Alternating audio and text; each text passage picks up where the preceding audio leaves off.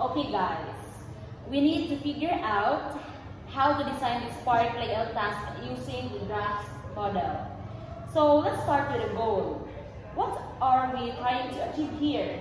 The goal is pretty clear. Students need to design a park layout, but the main goal is to optimize the use of space. They need to figure out the best way to use a rectangular plot of land while keeping everything within a budget of fencing and pathways. Right. And they also have to divide the park into different recreational areas like playgrounds and gardens while calculating the area and perimeter of each. So, it is not just about picking a random park. It is about designing something that makes the most out of the given space and resources. It's like a mini version of what real cities planners do. Exactly. Now let's move on to the role. The students take on the role of city park planners. They're responsible for figuring out how to design the park efficiently, keeping in mind the needs of the community and the budget. Which leads to the audience. The audience here is the city council and the local community.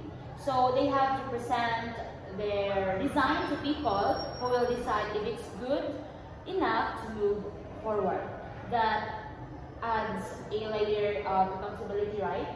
Yes, because they can't just create anything. They have to think about what will actually work for the community, and they'll have to justify their choices when presenting to the city council.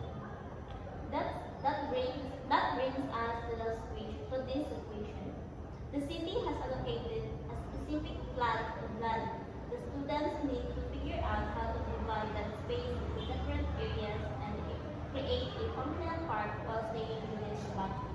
Yeah, and I think this makes the task more realistic because in real life, city planners can have unlimited resources.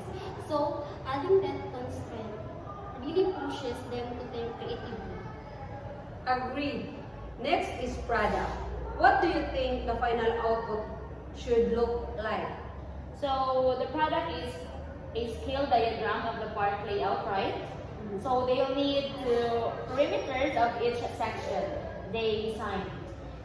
It should also come with a brief explanation so they can justify why they designed it the way they did. That's right.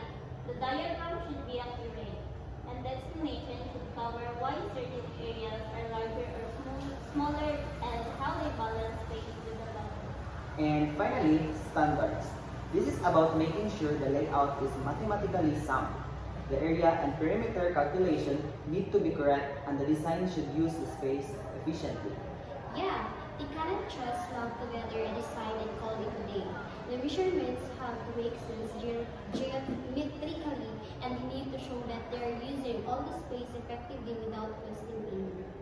So to sum it up, we're asking students to be city planners designing a park for a community. They'll need to think about space, budget, and geometry to create a layout that both functional and mathematically correct. And they'll present it as if they were pitching the design to city officials. Perfect.